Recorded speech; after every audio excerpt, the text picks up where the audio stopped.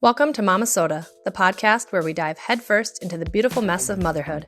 I'm your host, Monica Eichmann, and I'm here to keep it real. In a world that changes by the minute, parenting can often feel like an uphill battle. We all want what's best for our children, but what that best looks like varies for every one of us. Momma-Sota is your passport to the unfiltered, unapologetic world of mommy. No perfectly edited snapshots or unattainable ideals here.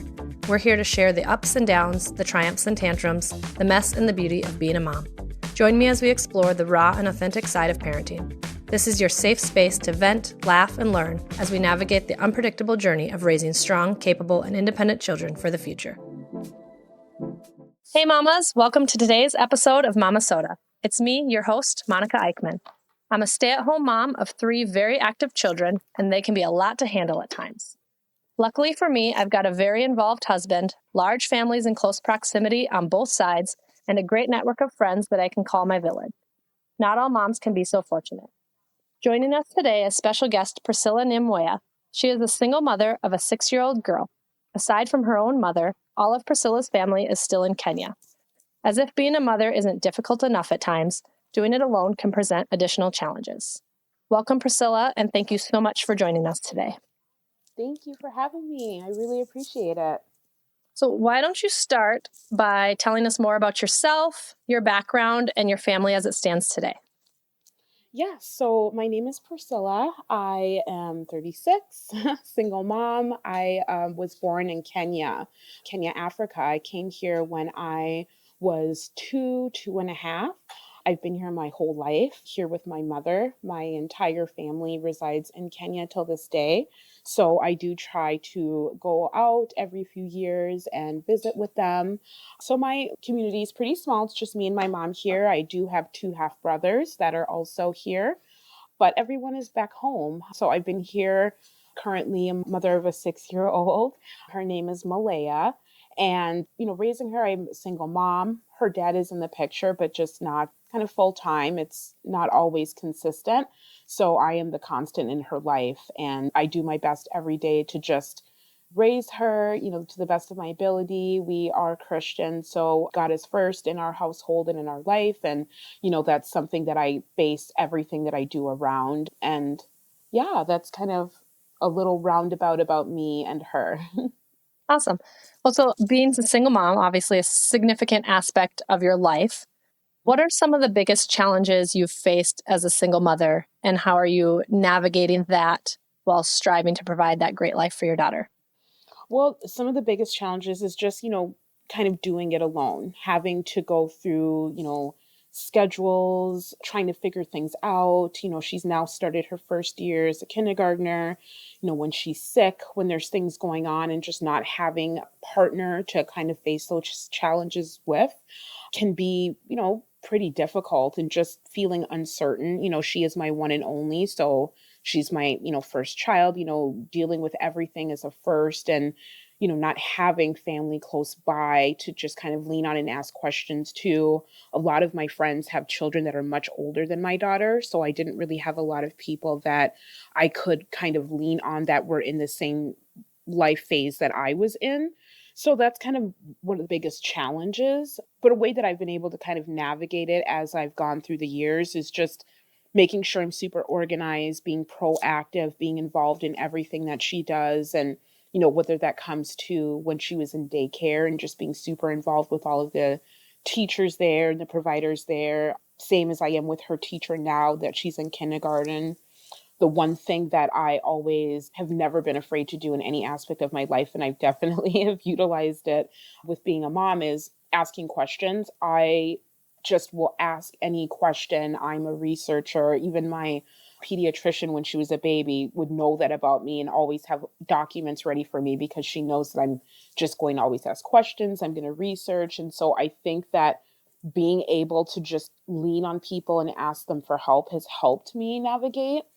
And just being super involved with her and not being ashamed to ask for help. I think a lot of times as parents or mothers that we might feel ashamed to ask for help, or might feel like it might make us look a certain way. And that's one thing that I've never been, ashamed to do, is reaching out and asking for help when I need it. That's awesome. I was going to say, I've been going through that with some mom friends of my own, and we all have kind of said to each other, like, what's the purpose of us like being in this together if, we're too ashamed to ask that question, to pretend that like everything's going better than it is. And it's like, well, we're just hurting ourselves by doing that. Exactly. Because why not lean on your sister for support?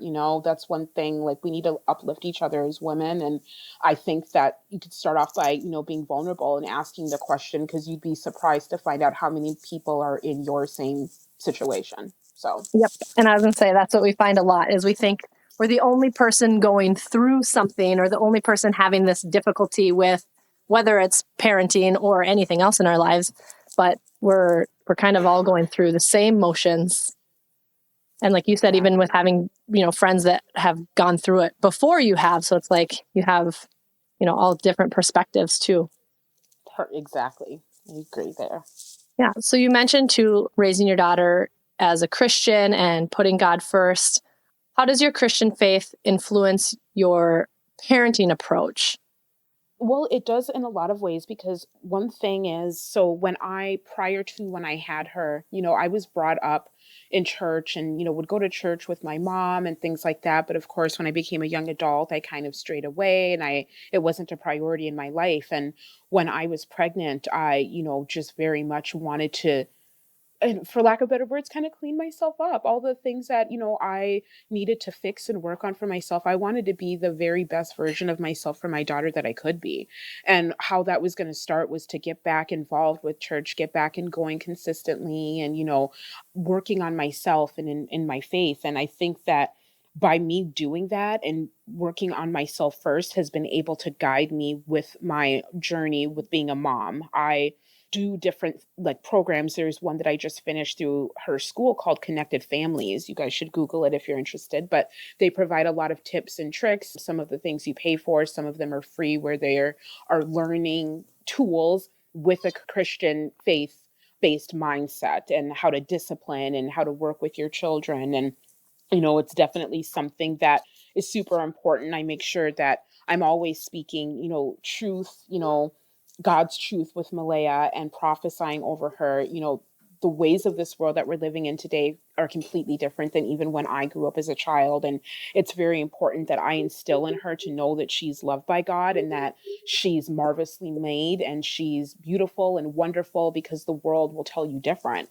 And being a young child and having to deal with like bullying and just things going on in the world, when you're not with your child consistently, you want to make sure that they have that in their heart from the beginning. So it's something that is super important. It shapes every decision that I make, having that relationship with God, not only for myself, but making sure that I start that relationship with Malaya. So then that way she's able to make decisions in her own small life. She's only been here 6 years, but she's able to kind of know that she has someone in her corner, which is God. When mommy's not there, she has someone that she can turn to.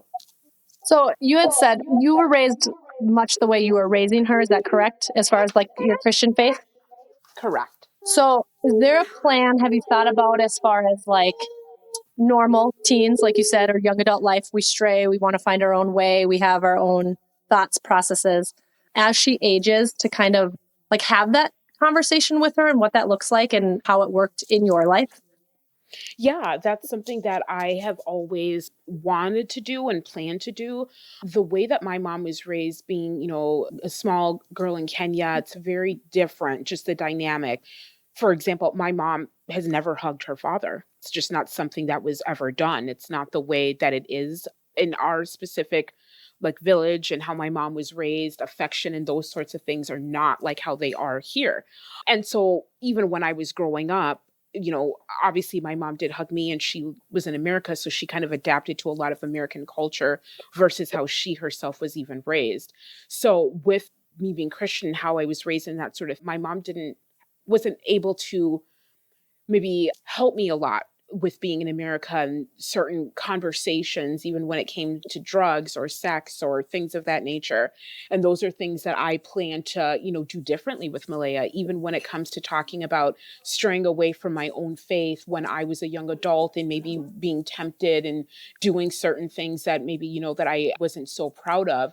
I plan to kind of explain that to her and let her know that even despite the challenges that come up or the poor decisions that she will make, because you do make those when you're a teenager, that God is there, and that even if you're in a place where you are not going to church consistently, to not let that weigh you down and to know that you can always come and talk to me and not be ashamed. So these are all things that, of course, I'm not there yet because she's 6, but as she learns and grows and goes through struggles, just helping her to know that God is there. And if she does come to a point in her life where she does stray or is no longer as close with her faith, that I'm there for her, and that when she is, or if she is willing to come back to that faith, that I will support her in that. So Awesome. So you, like you said, primarily families in Kenya. You've got your circle of friends here, but their children are kind of older. What would you say is kind of your biggest support system, and what role does the community play in your life? I would say friends becoming family. That's one thing. And one thing even my mom did a lot too, because we didn't have family here. A lot of our very close friends, become family. And a lot of them take us in. They're the ones that invite us to the Christmas parties and the holidays and things like that. So leaning on them for support and having them there has been helpful. Of course, we do keep in touch with our family back home and make them very involved. We, speak with them all of the time. We still ask for their advice in those things and keep them near to us. But I would say we've definitely leaned a lot on the friends that we've had here. And of course, me specifically in Malaya, our church community that we have, the friends that we have there and being involved, her extracurricular activities have brought more different people into our lives. So I would say the biggest thing is we just really have utilized our friends a lot, and they have felt like family and have helped us through some of the toughest times that we've had, since it is just me and my mom. Of course, my mom is my biggest supporter, and she's the one that has helped me through everything. So she's, of course, number one. But, I do have a few close friends who fill that role of being my family and people that I can go to when I need help. Yeah, and I would say I think friends as family is powerful, whether you're single mother with, a partner, big families, small families. Those are the people, like, you get to choose to place them in your life. So you really get to select, like, who's going to uplift me, who's going to have the same values as me, who's going to, treat my children the way I want them to be treated. Like, it doesn't matter, big or small family, adding to your family with friends is such an important. It's super important, and hanging out with people that you see do well. Like, if there are people and you really admire how they raise their children, you really admire, how they set boundaries or how they deal with uncomfortable situations, try to hang out with those people, approach them, befriend them, and kind of, you are who you hang around, So like having friends that can become like family is super important. It can be very, very powerful as well. I can say I still have some friends, of course, that are always going to be my friends that I had prior to having Malaya. But there are some friends that I'm no longer friends with just because our paths don't align anymore, because there's certain things that I'm focused on now, or certain friendships that I'd rather have than maybe ones that aren't going to do well for me or the journey that I'm on now. So I definitely agree with you on that. Yeah, and I would say with like you said, the path you're on, you've expressed a desire to inspire other single moms. Can you share more about that? What's your kind of your insights or idea with that?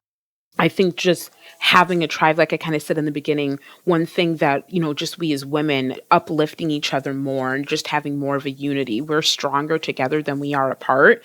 And that's why, I kind of want to start the idea of having like a small group and being able to really learn from one another, asking questions. Again, there's that question word. that, sometimes we feel like we don't want to do, or we're afraid or ashamed. But I do definitely think that we coming together and being supportive of one another is something that I feel like I'm passionate about. And this podcast is actually kind of my first stepping stone on it. I've never done a small group before or anything like that, but I wanted to do this podcast to be able to kind of get that experience and how it feels to talk, with you and answer these questions, and, how I can one day start a small group and do the same and kind of gain from a lot of people, because of course I don't know all the answers, but I feel like I have some stuff that I can definitely share. Well, that's awesome. With our first episode, the kind of my biggest takeaway, and it wasn't related directly to the topic at hand, but was just, we talked a lot about try. You can't do anything that you haven't, tried to do. Correct. And so I guess just kind of where we're at here, I would say that's my biggest piece of advice for you, because that's where I was with this podcast also, is just hop on Facebook, create a page, even if you don't do anything with it yet, create that page, start inviting people, gaining a following. And I mean, that's kind of it. Just try, you'll get there. Thank you. I appreciate that. I definitely want to do it. I kind of made it one of my New Year's resolutions to at least try to get some type of foundation started. So definitely try is the word. Yeah. So with, you had mentioned before, dad is present, not super involved. Is that correct? Yeah. So present, not super involved, meaning as mothers and of course fathers as well, what I say being involved is being involved like you're aware of your daughter's kind of favorite show, or what they like to color, what they like to read, what their teacher's name is, being involved with them as a person, as an individual, their likes and their dislikes and their fears and, their funny jokes and quirks. And that sense, he's not involved. He is involved in the sense of there is a schedule in place that he does have her and, picks her up and spends time with her and goes to the park and, does those fun things. But when it comes to kind of that relationship, it's kind of distant, unfortunately. And so it's kind of a double-edged sword. Of course, I'm very grateful. There are some fathers who are not existent at all. And I definitely pray for those children that are affected by it, because I could only imagine. However, it also is sad having someone that you do see consistently, but that they don't know you, or you don't feel comfortable. There are things that, Malaya will come home and she'll tell me things and I'll ask, well, did you tell daddy? No, she feels almost as if she's shy around him, which is sad because it's her father. You would want your child to feel the most comfortable with both of their parents. And so that's kind of something that's been a challenge in that aspect. But ways that I've tried to overcome it is just, always remembering to put her first, despite my feelings towards him or the situation. Definitely a lot of prayer, making sure I do what is right on my side, meaning everything that I need to focus on for her and her best interest, I do, and not focus on his lack of. When she's with me, focusing on everything I need to do, whether that's all her extracurricular activities, whether that's just spending time with her, whether that's making sure my work-life balance is good. So I just pour into her as much as I can and not really worry about whether he's doing the same or not. And of course, not downplaying him in her eyes, making sure that I keep him involved. Even when we pray for him. We pray for his girlfriend. We pray for his girlfriend's children. We pray for his household. I speak him in good light, even though maybe in some instances I might be upset with him or have my own feelings towards him. In her eyes, I want her to see him as a father that she can depend on, and that, I work with her for her shyness with him and how to overcome that. And so I think it's bittersweet, but, it's been 6 years now. We've definitely have improved from where we were when she was much younger. So I think with time, with prayer, with, just making sure I'm always putting her first, I think that that's kind of the best way to do it.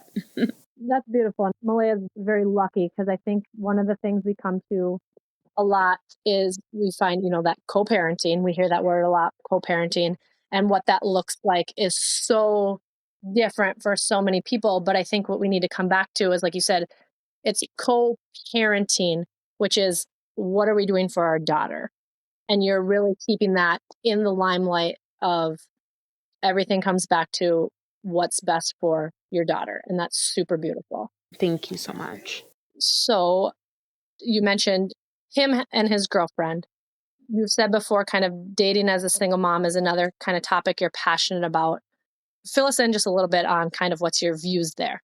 So currently, right now, I'm single. I'm proud to be at the moment.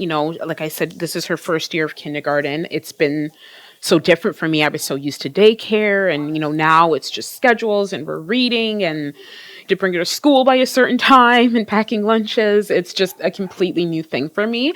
However, I would love to, of course, find my partner one day. I have always wanted to be married. I've never been married. It's something that I would love to have, and it's something that I do pray for, and it's something that I'm working on myself so I could be the very best version of myself for my future partner. So I would say my biggest thing is, right, making sure that you were dating with intention. It's one thing to just date and just for the sake of not feeling alone and kind of doing that. And maybe that's okay when you're, single. However, now, having Malaya and the stage that I'm in my life, if I do meet somebody, I'm wanting to date with intention. I'm wanting to date with someone that's going to be the best fit for my life and for Malaya's life. Someone that is going to be the best role model for her in her future. Someone that can be dependable. She can ask for advice that is going to treat her with care, whether that person that I meet has kids of their own or they don't. The way that I look at dating is making sure that I have a lot of intent behind it and making sure that I'm dating for that future and not necessarily sometimes, your own selfish greed, you just like the guy, but maybe he's not the best in this area. And it kind of does, yourself a disservice and it's a waste of everyone's time. So I definitely would say dating with intention is key, especially as a single mom, because you're not just dating for yourself, you're dating for your children and your futures in mind. And how do you go about balancing dating, but then prioritizing your role as a parent? I am very, Malaya is just, we're a package deal. So I definitely make it known that she's going to come first and I'm going to make sure that I make time, of course, for the person that I'm dating, setting that time aside. But at the end of the day, the extracurricular activities are going to come first. School's going to come first, and dating with someone who is understanding of that and is able to be flexible with that and patient with that. But it is something that you got to kind of work your way around that because life is very full of lots of different things, and setting up time and making sure that you are being mindful of the fact that you can't expect somebody to only be on your timeline. So making sure that they're important and just scheduling yourself in a way that they're getting time with you, but that you are not losing sight of what your responsibilities are. So it can definitely be difficult, but I think patience is key, and finding someone that can be patient and letting them know that upfront is what's going to help overall. Awesome. And besides balancing, obviously, a dating life, you're balancing work as well, which that can be a struggle for couples who are both working, trying to balance parenting while both working. Now you're balancing work with parenting by yourself. What's kind of the biggest common struggles, would you say, with that? And how do you manage to balance all of that out? One thing that I was kind of having an issue with before, and I've been working really hard on it, is just making sure you're setting yourself up for that work-life balance. I'm someone that's super determined. I, want to move up. I work hard. I am efficient. I don't make excuses for myself. And I was at a place where I was just pouring so much into work, and I felt like it was affecting how I was in my motherhood. Like I would come home stressed, maybe taking frustrations out on Malaya when, she didn't deserve that. And I really had to kind of take a step back and really work on that work-life balance and still being that determined working person that I am, but leaving work at work, not taking on any extra tasks or things that would kind of deter me from the mom I want to be outside of work. And I've done pretty well. I mean, now, I won't even look at my phone after a certain time. On the weekends, I completely dedicate that to her. Speaking with my employers and letting them know, what it is and how it needs to be It's not always easy or can happen in every job. I'm blessed to have been at a job for so many years, and they are flexible and they do understand that I am a single mom. And so they know that she will always come first. But I know a lot of, people don't have jobs like that, or they're not as flexible. So I would say the biggest thing for anyone to do is just really structure that work-life balance and make sure that you stick to it and don't let work pull you, or don't let yourself be pulled by work, because it really does affect your children. These are the only years we have with them and we don't get them back. Yeah, I would say we talk so much about setting boundaries for our children and what we're not going to allow them to do, or what, lines we're not going to let them cross. And I think that we forget to set those boundaries, like you said, for ourselves, whether it be, like you said, with work. I am not going to answer emails if it's not work time. I'm not going to be on my phone when I'm spending time with my kid. And if we just set those boundaries for ourselves, it's kind of like you said, if they're there and in place, it's easy to follow. But if we're just kind of winging it, then it's just, whatever happens, there's no intent that word again. Yeah, exactly. No, and sticking to them, like you said, is super important. In the beginning, I would find myself accidentally looking at an email and I'm like, no, why are you doing this? It's 7 p.m. There's no reason that you need to look at this, and just kind of putting the phone down immediately. Now I'm way better. Now I just don't even bring my work phone out of my office. I will leave the work phone in there, and sometimes I'll even forget about it over the weekend. So I'm so glad where I'm at now. It took a while to get there. I felt like I was a little bit of a workaholic, but I'm so much better that I have done this, even for my own mental health, not even necessarily just for Malaya. I noticed the difference even within myself. That kind of leads right into the mental health. Another thing, we're all juggling, but again, you're doing it by yourself, is just that self-care piece of things. It's essential for all parents, especially for single moms who are carrying the weight of parenting alone. How do you prioritize self-care for yourself? It is definitely such an important part of it, or else I would be Looney Tunes. Honestly, I schedule it, whether that means I utilize it on the weekends that she's going to her dad's. But sometimes, even if it's my weekend, I will ask my mom to babysit. It is super important for everyone to have a break, even if the break is an hour. Having that time to unplug and not be responsible for another person is really important. I mean, pedicures are your friends, okay?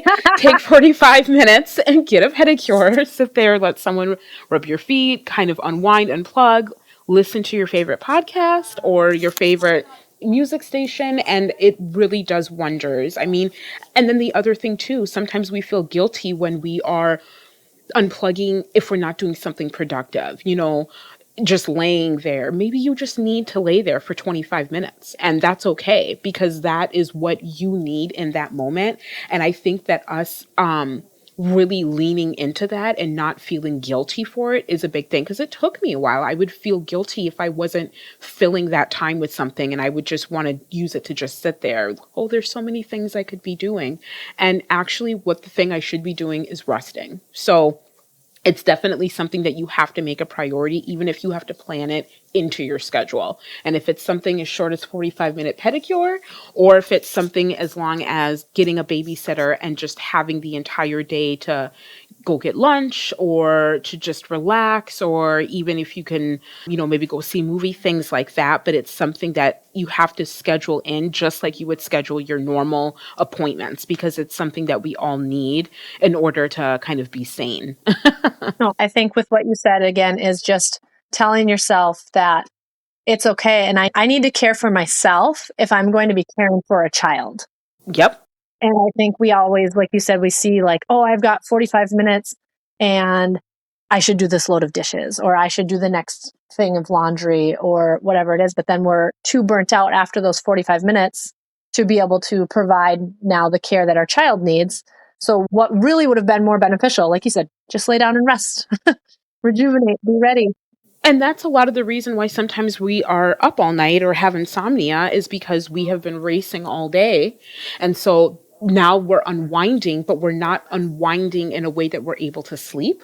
We're unwinding in a way where we're relaxing, but now we're up. It's 10 o'clock, it's 11 o'clock, and it doesn't help. So instead of feeling guilty, take the time, do what you need to do to relax in that time, and you'll be more productive overall. Yeah, I think, like you said, scheduling and having intention behind each choice and each decision that we're making rather than just flying by the seat of our pants. So, even just with what we've talked about so far here, there's so many, the way I see it, and maybe I'm not envisioning it appropriately, but so many topics that you have such a grasp on that would be so beneficial for the small group that you talk about wanting to start for other single moms.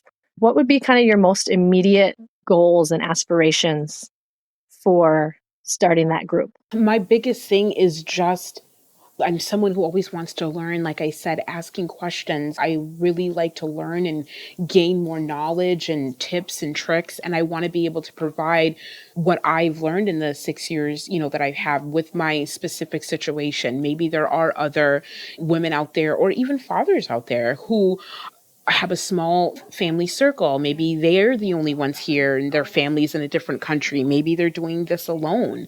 I feel like I have so much to share and so many examples that I can give to help someone else coming along, especially maybe a new mom who's scared, like I was scared. I can really use myself as a testimony to where I came from. I mean, I didn't go over this in the beginning, but Malaya was not planned. Her father and I were dating, and it was a very new relationship. We didn't know each other that well. And so when I found out that I was pregnant, it was very shocking.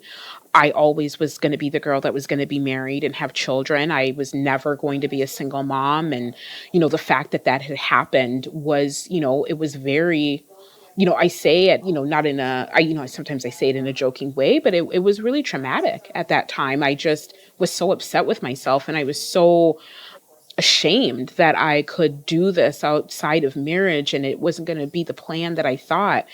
And now to see myself 6 years in on the other side, I mean, that's exactly how God intended it to be. And I would love to be able to inspire another mom or single dad out there to let them know, like, you can do this. Like, your life isn't over. That, yes, maybe it didn't go according to the special plan that you had, but God laughs at our plans.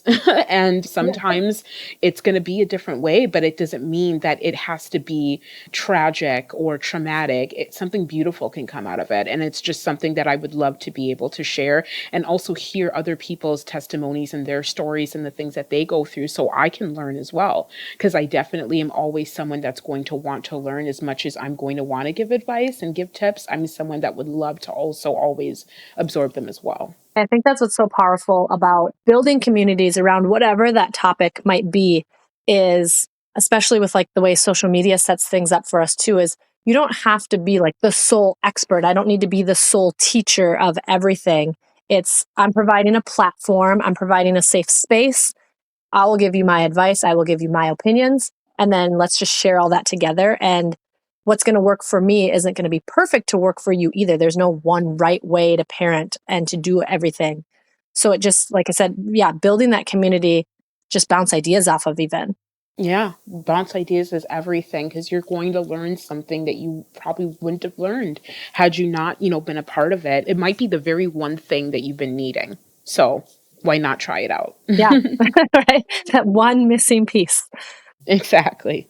So besides the group, which is awesome, any other specific goals, aspirations for your future, for Malaya, personally, professionally, all of that? Yes, I definitely want us to be able to travel more. I really, God willing, will be in a place where I'm able to do that and, financially be able to do that, because I do think that once you are, being from Kenya, I was able to take her when she was 4. She actually celebrated her 5th birthday there. And it was so amazing just to see her, in a different area. I mean, they're not obsessed with technology like we are, and iPads and phones. Like, the kids are still playing outside like I used to as a kid. And I just think that being able to travel more with her and to be able to see other parts of the world and just have those experiences it would just be so amazing. So that's definitely something I want to do. One thing that I also want to do, I serve at my church. I'm an usher.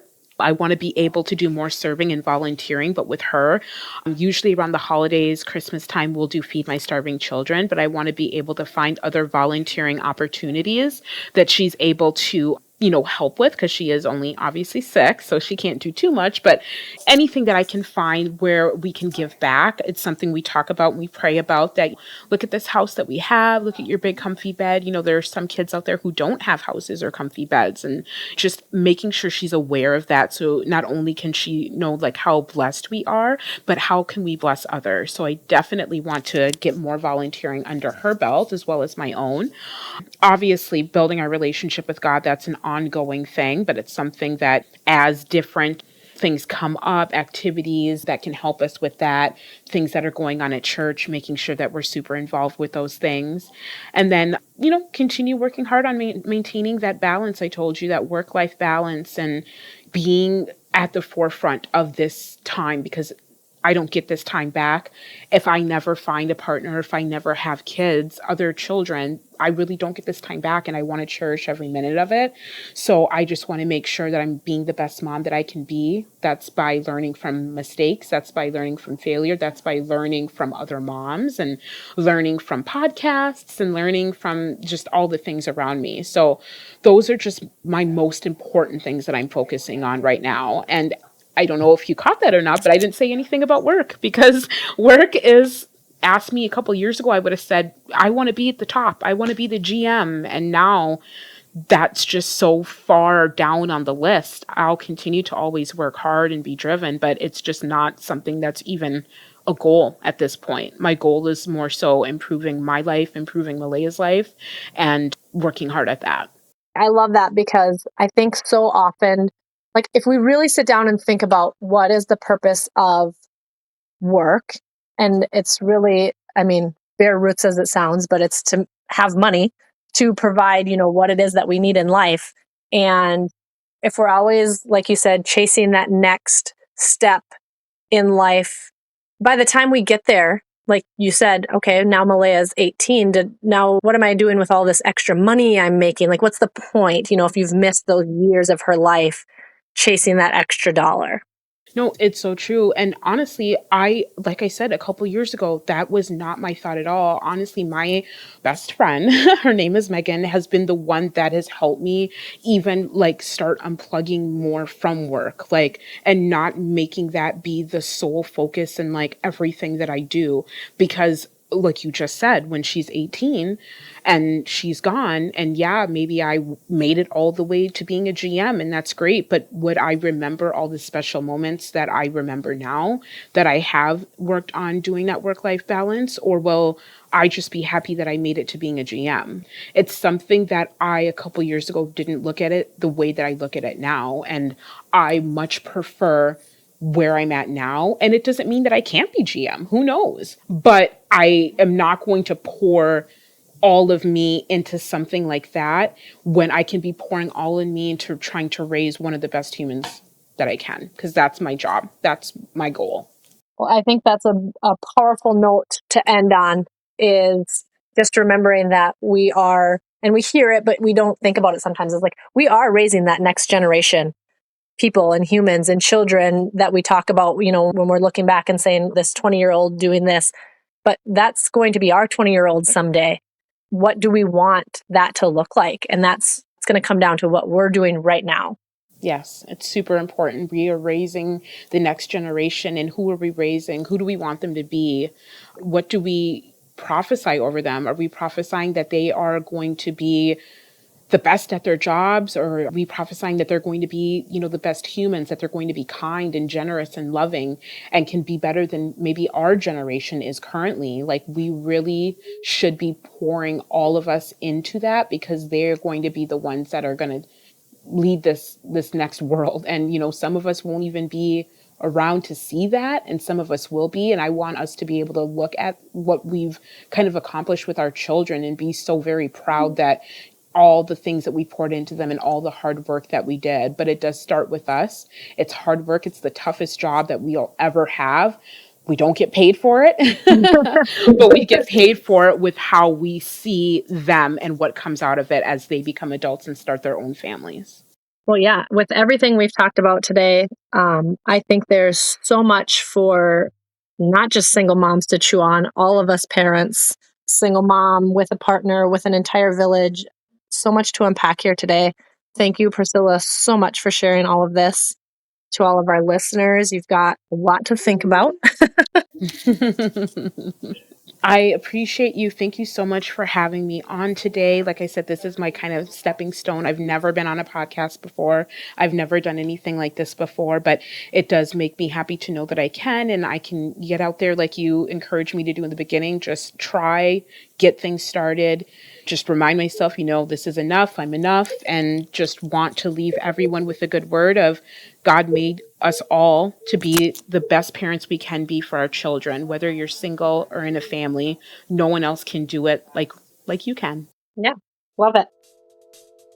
Thank you for joining me on this roller coaster of momming right here on Momma-Sota. I hope you enjoyed our candid conversation about all things parenting, where perfection is left at the door and real life takes center stage. Stay tuned for more heartfelt, unfiltered discussions in the next episode. And if you haven't already, don't forget to subscribe, rate, and review Momma-Sota on your favorite podcast platform. Your feedback means the world to us. Until next time, this is Monica Eichmann signing off. Keep rocking that mom life, and remember, you've got this.